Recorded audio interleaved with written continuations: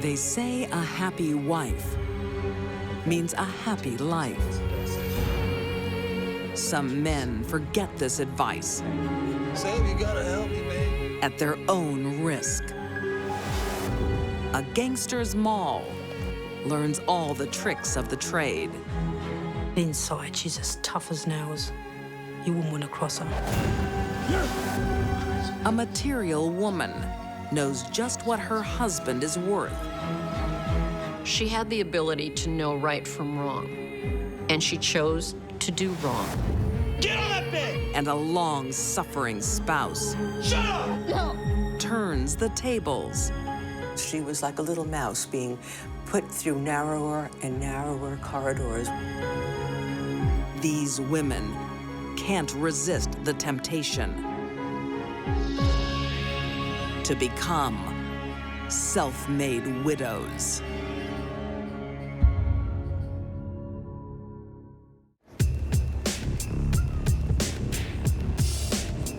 London's East End, today a bustling market hub.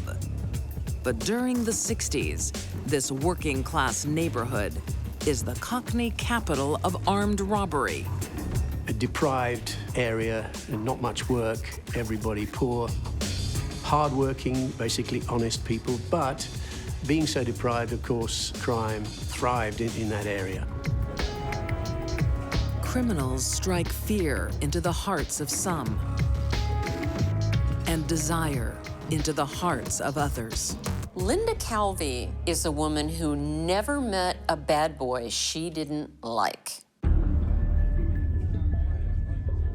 She had a real look about her, a 60s Twiggy model, Carnaby Street, but she was a beautiful, buxom-looking woman. Smoldering 20-year-old Linda Welford is born to be on the arm of a gangster. She seemed to have this big influence over the men she met, and certainly was never short of male attention and admirers. Today's admirer is one of London's most hardened armed robbers. He must be Mickey. 26-year-old Mickey Calvie. Can I get me a drink then? You think you're worth it? He did all the top jobs. He was what they call a stand-on man. He was very respected and he wouldn't let anyone down. Linda's friend, Katie Cray, is one woman who knows what it's like to marry an infamous gangster. I was married to Ronnie Cray, one half of the Cray twins, the notorious Cray twins. Mickey's just out of prison. To Linda, his long rap sheet is pure catnip. I thought you'd be pug ugly. Come on, then. And from that minute, she had Mickey Calvie. She was looking for some excitement in her life. The easy road was not the road for Linda. Which is just as well. Mickey soon ends up behind bars, and Linda learns there's nothing conventional about criminal life. Not even your wedding. Mickey was in prison at the time when they got married, and he was handcuffed right way through the ceremony. So that was Linda's introduction to marriage. On Mickey's release in 1978, another lesson. Criminal rewards may be high, but the risks are too. During a botched armed robbery, Mickey pays with his life. Scotland Yard's flying squad team ambushed the gang. Mickey ended up turning toward the cop with a shotgun, and the cop shot him first. With her husband dead, Haven't caught you at a bad time, have I? the East End criminal community rallied to support Linda. One of the big names and one of the most successful armed robbers at the time, a man called Ronnie Cook, Yeah, doing all right for money? Not too bad. threw a benefits party to raise money for Linda and the family. If there's anything you need, you just, I'll already know, yeah? Linda's never going to be alone for long. Anything. Actually, there is something. Ronnie Cook is another gangster heavyweight who falls under her spell. There is something. He'd kind of really fallen for her, and he'd sort of lavished her with gifts. He took her to Vegas, he bought the best fur coats, the best jewellery. Everything that she wanted, Ronnie got for her. But soon, Linda is on her own once again. In 1981, Ronnie goes to prison for 16 years for armed robbery. Ronnie was jailed for his part in one of the biggest robberies in the UK. I miss you. I miss you so much. I don't think you miss me like I miss you. I've got something to show you.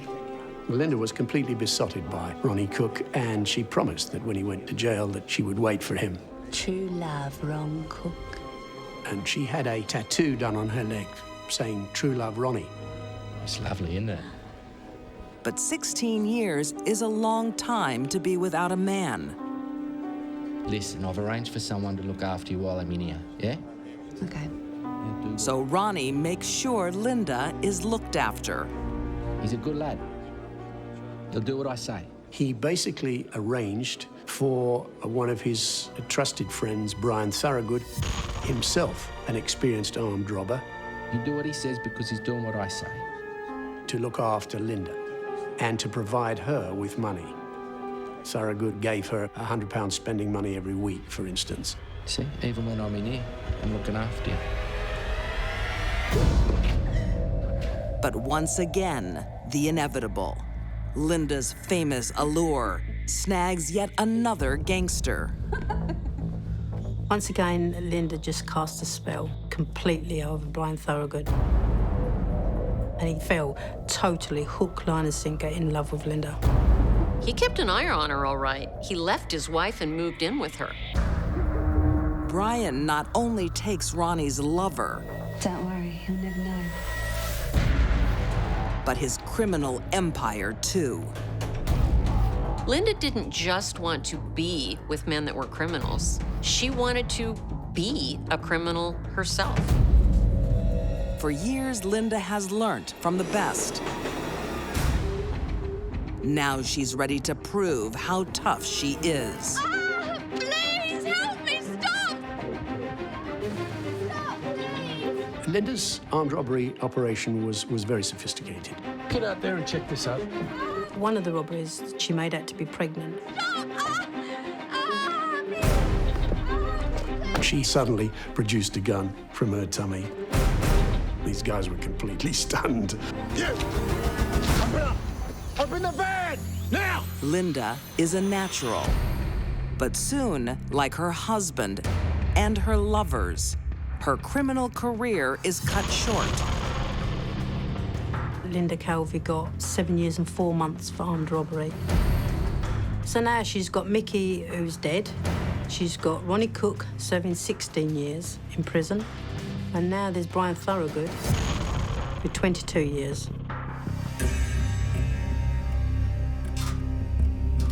While Linda and Brian are behind bars, Ronnie hears rumors of their affair. Ronnie said that he would kill Brian Thorogood if he met him again.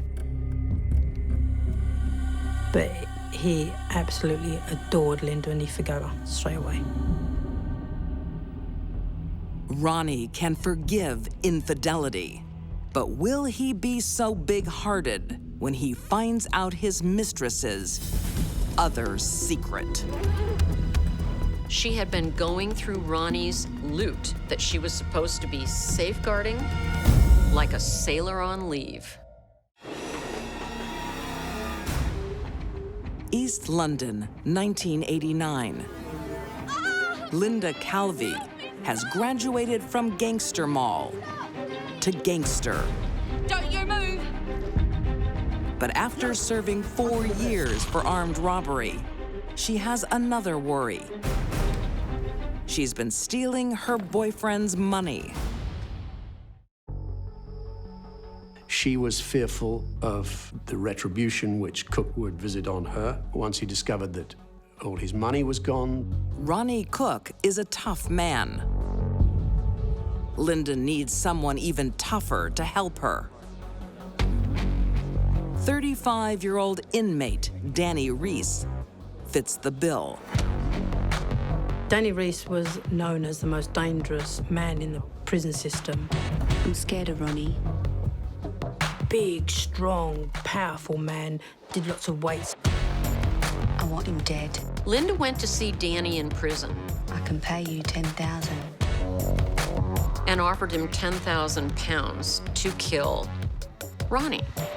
Linda will use the last of Ronnie's money to hire his killer. But it's not the cash that makes Danny's heart beat faster. He said from the moment he saw her, he just fell for her. I'm sure we can work something out. And she just cast her spell on Danny, and Danny was an extremely dangerous man. Both Ronnie and Danny are coming to the end of their sentences. They're eligible for day release from prison. Linda is going to invite them both home. Linda had arranged for Danny Reese to be on a 2-day release. On November 18th, 1990, Ronnie plans to meet Linda at home for dinner. But first, Linda picks up Danny for the warmest of welcomes. Cooked him dinner, and they had a little party in Linda's house. That smells delicious. But they'll be serving more than dinner when Ronnie arrives. She sent Cook into the house ahead, carrying the shopping. When Danny Reese came in, he shot him with a sawn-off shotgun. But Danny is not the hardened hitman Linda expected. What Danny couldn't do, Linda was willing to do. More than willing. Neil! Neil! She made him kneel in front of her and look at her. Linda, please! Cook would have been devastated. This was a woman that he trusted and had a relationship with. He was obviously infatuated by her. Please! Don't! She shot him in the face with the shotgun. That's not killing someone, that's obliterating them. It was cold-blooded murder, very callous, calculated, and without any remorse. Danny Reese then left the scene and then got on the train back to his prison, went back into the prison system and got back in his cell and carried on his sentence. Which, you think about it, it's almost a perfect alibi, isn't it? Linda plans to inherit Ronnie's criminal empire and his money. I heard him yelling. By blaming the murder on his gangster associates. Then I heard a loud bang. She suggested that it might be any one of a number of underworld figures.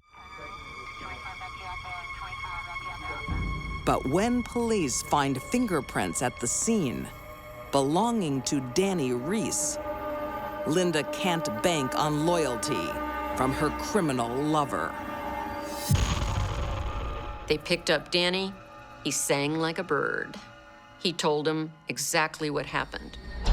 In November 1991, despite not firing the fatal shot, Daniel Reese is found guilty of murder and sentenced to life. Linda was very skilled at manipulating men to do what she wanted, even if it was murder. Linda Calvie is also found guilty of murder and sentenced to a minimum of 15 years. Linda never expressed any remorse or showed any guilt or shame for what she did to Ronnie, the man that she said she truly loved and meant everything to her. The story should end there, but in a bizarre twist, in prison, Linda marries Danny Reese, the man who put her there.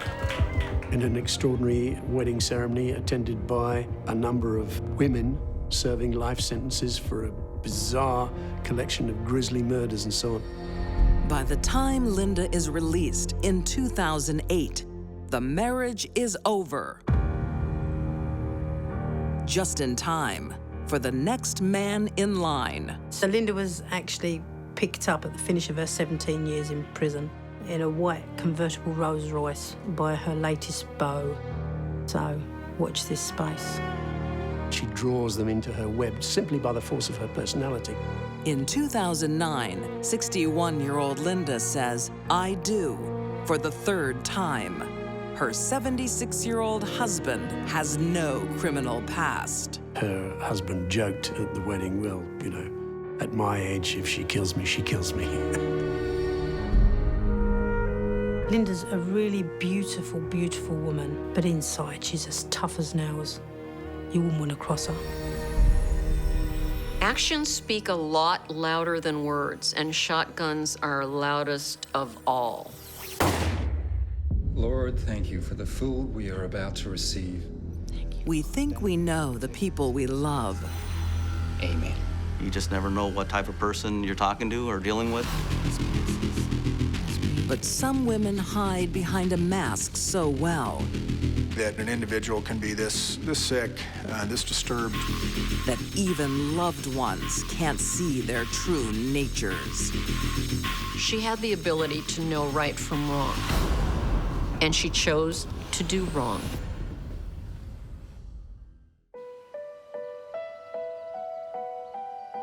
San Luis Obispo, California, February 2000. Working as a counselor at a boot camp for wayward teens, 32-year-old Angelina Fuller can't take her eyes off her coworker, Frank Rodriguez. Now, we read some of the Gospel according to Matthew together. Do you remember? Everybody loved Frank. He was a saint, just a super guy, very, very religious guy. Forgiveness, okay? So I want you to go back in there, and I want you to step up, okay? 41-year-old Frank's marriage has just ended. Good stuff. And he finds himself drawn to Angelina's charm. She was a very outgoing person, very talkative person, seemed very intelligent. How did it go?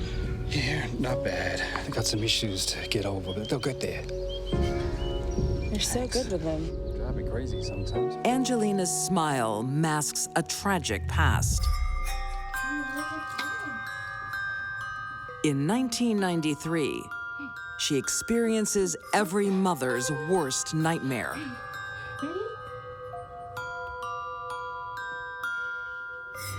She had laid the baby down for a nap. Come on, sleepyhead.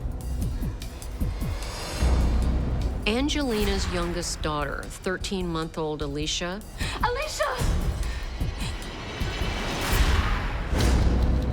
died suddenly in her crib. The rubber nipple Oh my God! was found in Alicia's throat. Alicia! Alicia!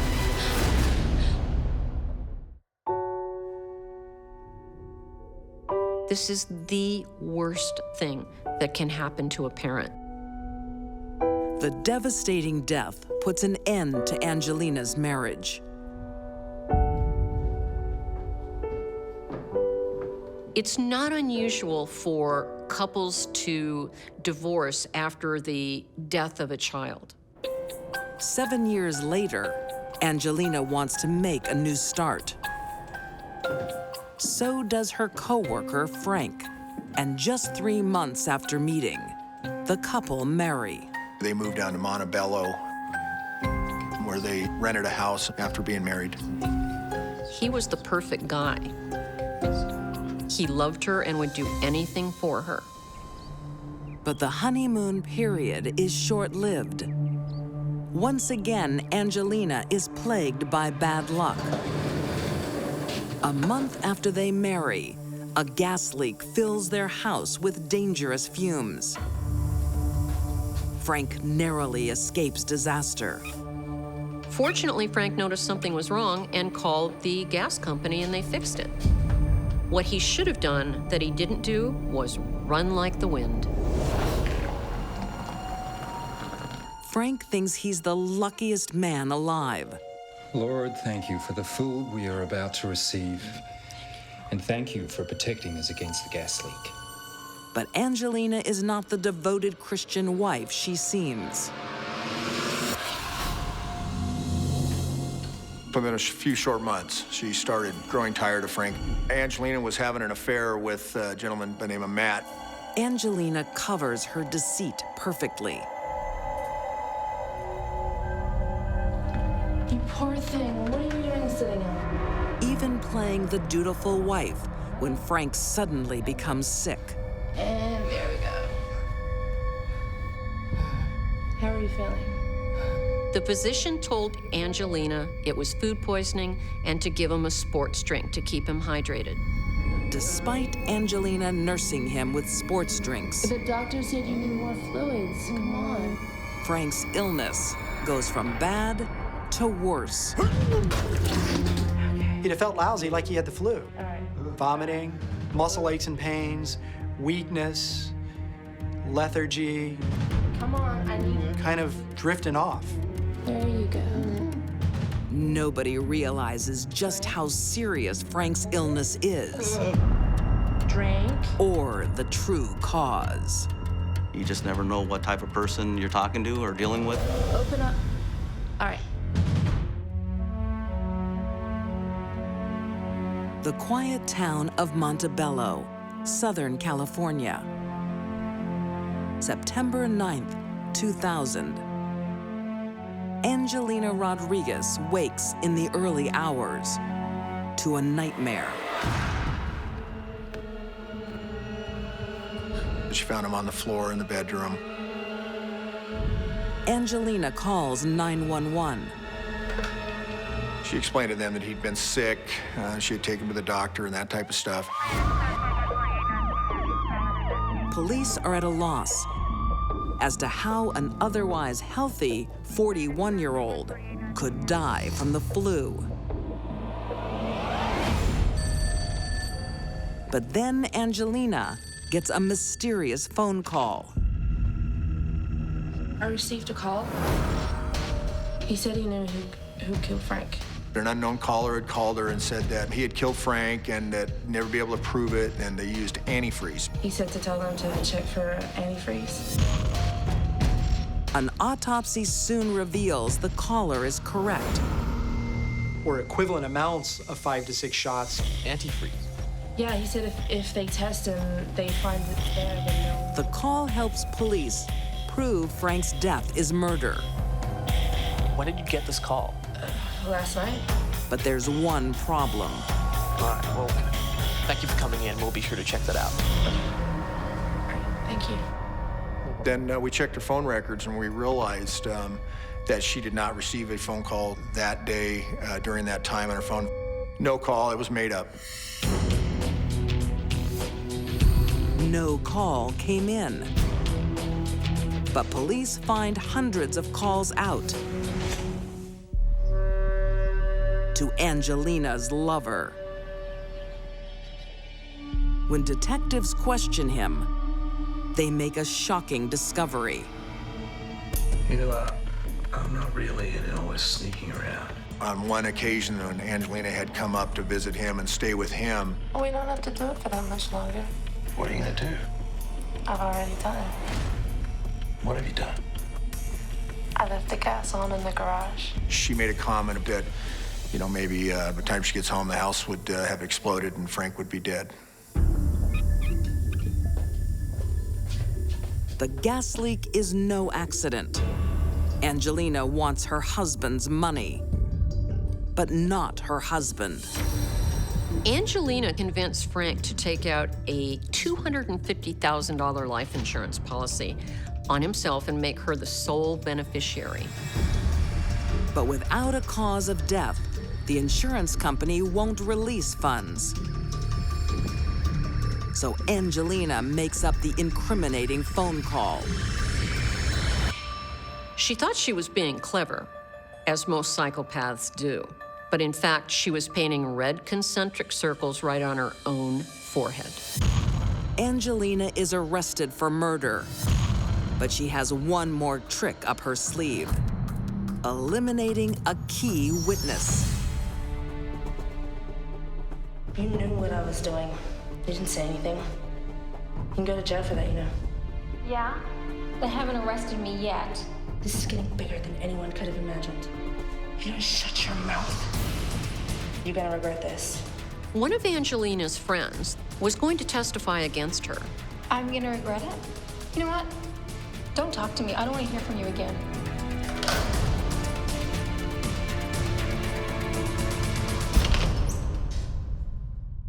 Angelina didn't want that to happen, so she attempted to have her killed. Angelina approaches a fellow inmate How do you want it done? to organize the hit. I was thinking robbery gone bad. Someone to come in and shoot her in the head is not exactly out of the ordinary. So, I think I found a middleman. And soon she gets news from the outside. Super, right?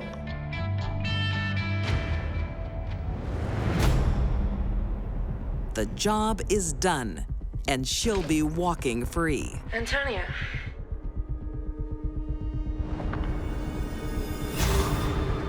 She made some statements that without her being in the picture, she was going to go free. But once again, Angelina wasn't quite as smart as those around her. I'm doing much better. The hit is actually a police sting. They had a makeup artist that basically looked like she had sustained a gunshot wound. We had an undercover officer go visit Angelina in jail, and during the visit, he showed her the photographs. Angelina's joy is short-lived. Her plot seals her fate. She had a look on her face that I'll never, ever forget. She turned as white as a ghost, and she realized that she had been caught, that her gig was up. But there's one last horrifying twist. Police look into the death of Angelina's 13-month-old daughter. Alicia's death turned out to be very lucrative for Angelina. The payoff from the manufacturer of the pacifier was $750,000. Detectives re-examine the forensic evidence and make an unthinkable discovery. We noticed some things that weren't consistent with the pacifier just coming unglued. That an individual can be this sick, this disturbed to take a pacifier and basically shove it down your baby's throat. Lord, thank you for the food we are about. And then to live with yourself all these years. Thank you for protecting us against This whole case, I mean, just everything she did was just appalling. When Angelina received that huge check for her daughter's death, it reinforced that murder is not such a bad thing, especially if you could get away with it. In October 2003, Angelina Rodriguez is found guilty of the first-degree murder of her husband, Frank. During sentencing, the prosecution tells the jury how she killed her daughter. Angelina is sentenced to death. I think, but once they heard strong evidence that she had killed their 13-month-old baby back in '93, again for money, I don't think it was that difficult for most. At sentencing, the judge said, in his 20 years on the bench, Angelina had the coldest heart he'd ever seen. She told him she had lived her life with integrity. The gavel came down, and Angelina will be living the rest of her life with integrity on death row. Angelina Rodriguez is awaiting execution at the Central California Women's Facility. She had the ability to know right from wrong, and she chose to do wrong. When criminals are gunned down, he was a danger to society. It seems safe to assume it's a gangland hit. Betrayed and murdered and left on a road to die. But life is never that simple.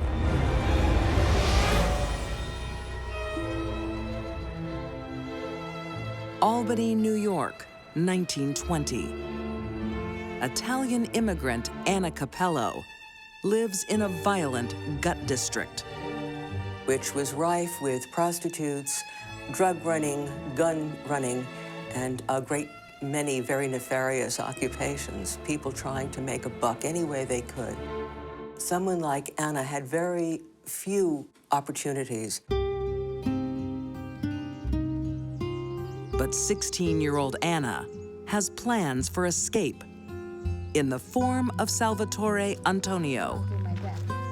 Sal was almost twice her age, 30 years old. Captivated by her childlike charms, Sal wants to make Anna his wife. Anna was a tiny woman. She had the build, the fragile bones of a sparrow.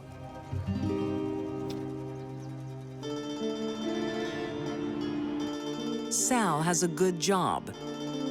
My daughter tells me you work in the railroad, yeah? Yeah, I'm a brakeman. It's a good job, good money. And solid prospects. Salvatore Antonio was a working man. He was a union guy with the railroad. And what are your intentions with my daughter? My intentions are the very best, sir. I hope that one day she'll be my wife. Despite the 14-year age gap, Anna's parents give the couple their blessing. All right, you have my blessing. Thank you, sir. But Anna doesn't really know who she's marrying. Salute. Salute. Sal isn't the man he appears to be. So, is there a problem with the gun? Huh? Enough fire bullets? He was involved in a number of nefarious activities. Selling guns, hung around with bad people. Sal and his associates have a very successful little earner. How about dope? Huh? Dope good for your heart? Huh? Selling a product new to the market, heroin. Prohibition was the law then. One couldn't get a drink, and people looked for other methods to relieve their emotional pain. So in those days, heroin addiction was very common. Sal runs his drug and gun racket with an iron fist. You got 24 hours, not a minute later. You understand me? Huh? Go. Go on. Go! And is just as dangerous at home. 10 o'clock, not a minute later.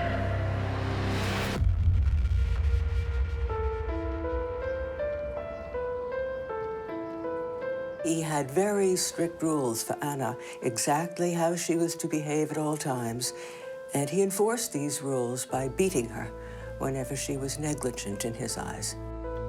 Anna discovers the truth about her husband's temperament too late. Not now, Sal. I'm gonna be late. Late for what? I'm going to the theater with Sally. Going to the theater with Sally? Excuse me? Sally has tickets. No, I don't care what she got. You're staying home. But Sal, I told you about these weeks ago. Now they are married. There's no escaping his temper. Are you talking back to me? Going to the theater. I'm not. No! In New York State, until 1966, you could not get a divorce except if you could prove adultery. Don't you talk to me like that again. No! Get on that bed! In other words, a man could beat his wife to smithereens, and she could not divorce him on those grounds. That is how Sal treated Anna, and she had nowhere to go. For 12 years, Anna is a long-suffering wife. Let me look. Girls, clean up that mess now. Go! Life for a woman was very, very difficult. All the housework had to be done by hand, including washing, clothes, the house, the kids, and preparing 3 or 4 meals a day. Anna shoulders the burden of the housework and her husband's rage. Why can't you keep the house in order? What is wrong with you? Okay, girls, it's time for your bath. Marie, go run the bath. Phyllis, go help your brother. Go. Dinner ready? Shielding her family from the brunt of Sal's brutality. Sal's still cooking. There was not much happiness in the Antonio household. She was evidently a good and attentive mother, But her husband presented enormous problems for her. Perhaps a man with an enterprise like Sal's will not be around forever. Albany, New York, 1932. Anna Antonio is married to a vicious gangster. I'm not getting on the bed. Get on that bed! I'm not getting on that bed! Salvatore Antonio was not a nice guy. He was a danger to society. He was involved in gun activity, selling illegal drugs, brutalizing his wife and family. Close your eyes. Close them. She took 2 sips and began to grow very tall. On March 27th, 1932, Anna reads bedtime stories to her children. But she just kept on growing. While Sal is out with his gangland pals, Vince Saeta and Sam Faraci. Go over here. What's going on? A funny guy wants to take a leak. No, come on, we gotta get back. Let's go.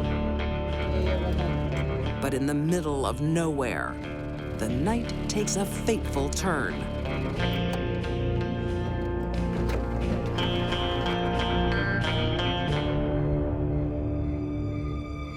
They had stopped the car in a remote area, apparently to relieve themselves. The younger one, Saeta, pulled out a gun and began to fire at Sal.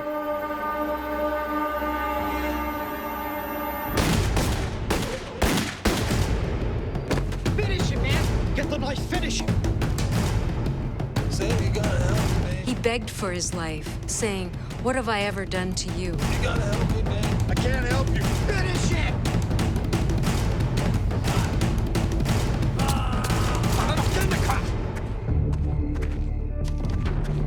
The job is done.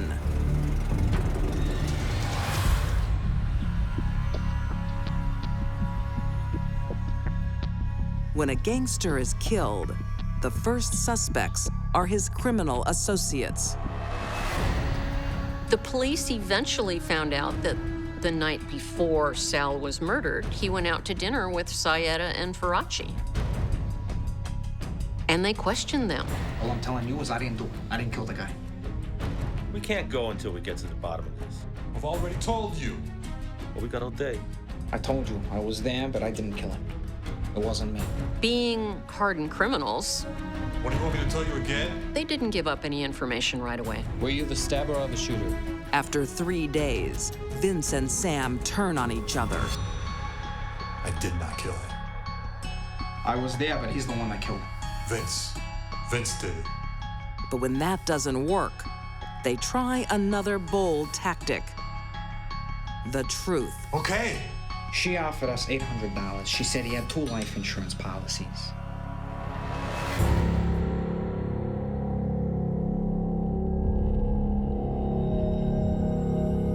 He beats me. I have no other way out. What do you want me to do? Stop him. They told the police that they had a meeting with Anna, and she promised to pay them $800 to kill her husband. Whatever it takes, I'll give you $800. Where are you gonna get that kind of money?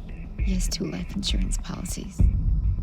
Through his legitimate railway job, Sal has life insurance. $5,300 worth. I know somebody that can help. It's enough to finance his murder and set up Anna and her family for life. She couldn't possibly have paid these 2 assailants if she didn't have the insurance money. She had no money of her own. Sympathetic to Anna's predicament and hungry for cash, Vince and Sam agreed to take care of Sal. Hey, what's going on? Police can hardly believe I didn't do it. that Sal's tiny widow put a price on his head.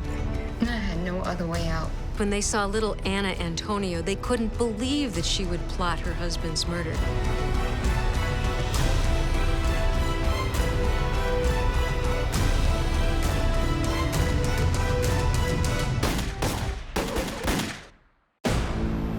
I had no other way out.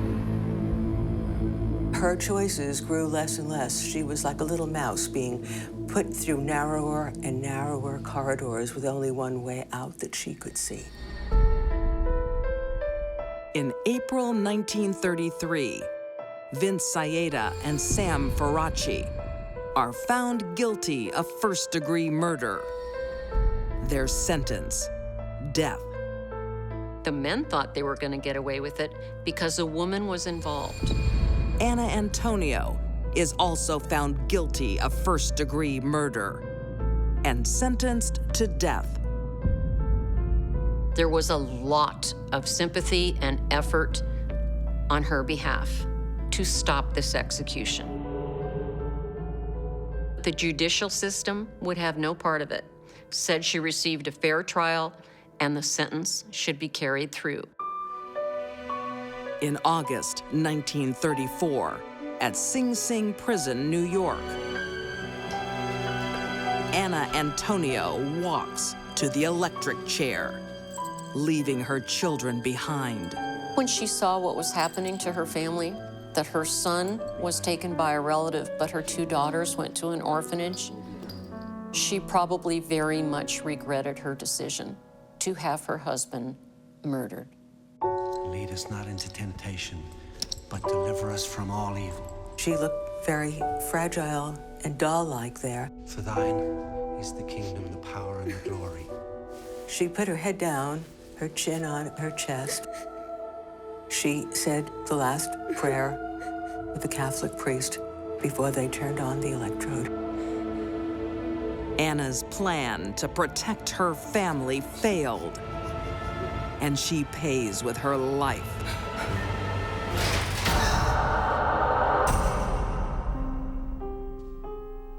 I don't think Anna was a natural-born killer at all, or a psychopath.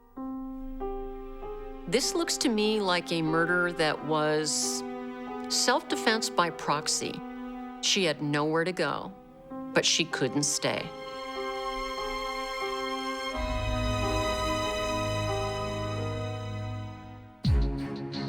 These deadly women plan to profit from murder. Linda Calvie killed to protect herself and her ill-gotten gains. Angelina Rodriguez valued money more than lives. And Anna Antonio wanted her brutal husband gone for good. All 3 killed for profit. They were self-made widows.